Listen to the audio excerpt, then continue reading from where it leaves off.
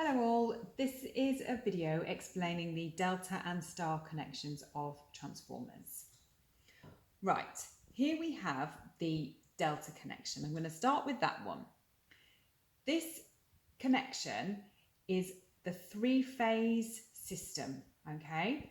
So we've got each of our coils here. Each one of these coils is a single phase. So when we use them in this configuration, we end up with a three-phase system. Okay, so this is on the high voltage side of the substation, and the transformers are connected from the end of one up to the other end of the next transformer, the bottom of one up to the other end of the next transformer and back like that. So that's how they're physically connected in the real world. But we use this diagram, which depicts the same thing. And we just form a triangle. The end of one transformer is connected to the start of another, and so forth, all the way around until we get this triangle shape. And this symbol, the triangle, in Greek is delta. And so that's why it's called the delta system. Okay? Now, each of these lines coming off here have a voltage attached to them. When we're talking about VL, we're talking about a potential difference between two of these lines. Here, here, okay? That is our VL that we're talking about in our equations. Our VP, our V phase, is the voltage across our coil, a single coil. Okay?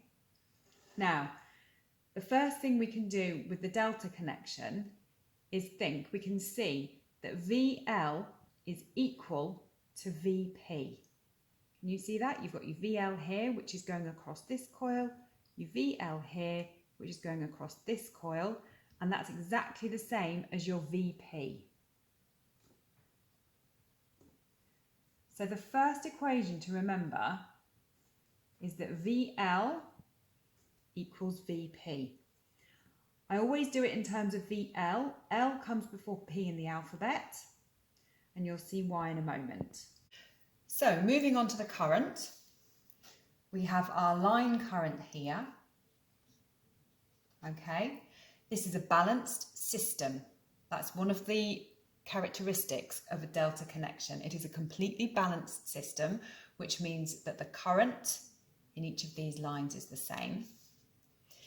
Now, our equation to calculate the current is IL. L comes before P in the alphabet, so that's why we're starting with that one. And then we've got is IP multiplied by root 3. Right, so here we have our star connection, and the important thing to remember about this is that these are the unbalanced. This is for an unbalanced load. So this is on the low voltage side of the substation, and this is the connection that is going to be feeding the domestic and industrial properties. And I'll talk a little bit about why it's in this format a bit later on after we've gone through this connection. Okay, so star connection is where in the real world the top or bottom of each transformer is just simply connected together like this. And that is depicted in this diagram here. There's a single point that connects each of the coils. Now, because this is an unbalanced system, it requires a neutral. Okay? And this neutral point comes off the connected section there. So that is our neutral line. And you'll remember from the video I put in the lesson about star connections, that is needed as a sort of an overflow, if you like, where these currents are different because it's unbalanced, we need to make up the difference with a current flowing on this neutral line. So we also have an earth connected at that point. Now, the equation for a star system. The tip is we remember one equation. Our delta equation is our line voltage is equal to our phase voltage. If we know that's the case, we know that the star connection is opposite to that. So our VL is equal to our VP times √3. Okay, because it's the other way round, which means in this case our line current is equal to our phase current. Right, so now we're going to have a look at these equations mathematically. We've got an example here. Prove that single phase is 230 volts with a three-phase supply of 400 volts for a star circuit. Right, the first thing we need to pick out is that it's a star circuit, so we know which equations we're going to apply. We're going to write down our star equations. That is that our line current is the same as our phase current, and our line voltage is our phase voltage multiplied by √3. The trick in these questions is to identify which is it talking about, the line voltage or the phase voltage, which is which out of these two numbers. It's asking for a single phase here, so that is our phase voltage, okay? And then we've got our supply, so that's our line voltage, that's what's coming in on the line of 400 volts. So that's this one is 400 volts. And that one is our 230. Right, so it's asking us to prove that this sum is correct. So we're going to start with our basic equation. And we need to insert our numbers.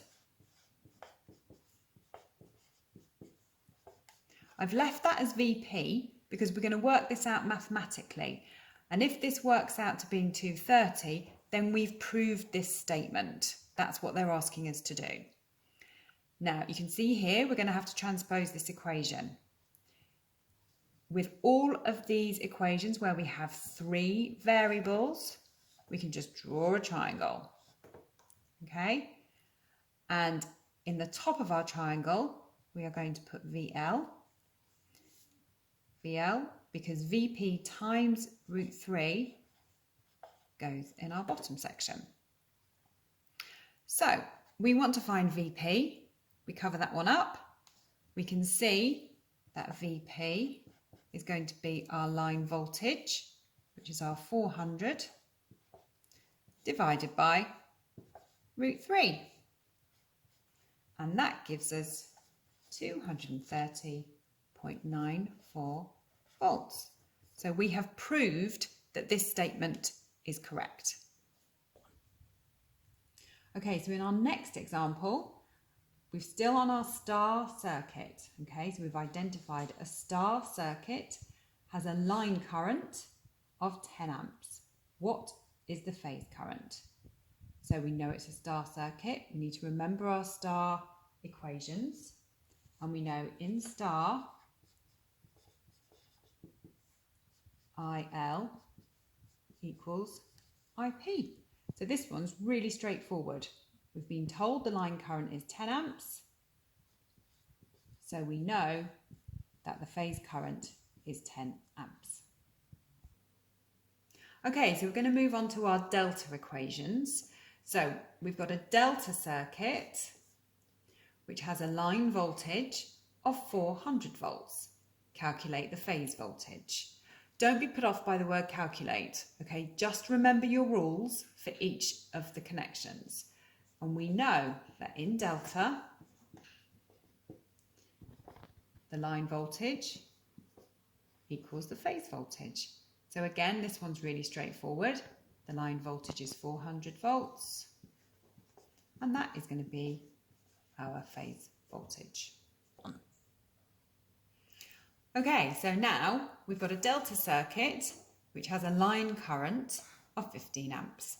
Calculate the phase current.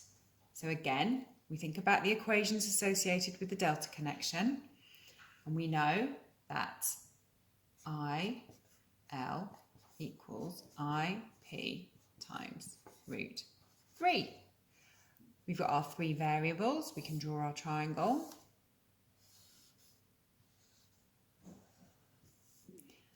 IP times root 3 goes in the bottom, and that leaves our IL at the top.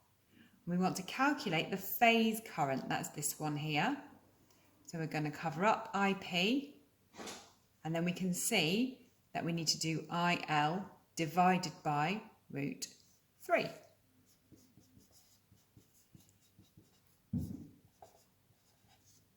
And in this case, our IL is 15 amps divided by root 3, which gives us 8.66 amps.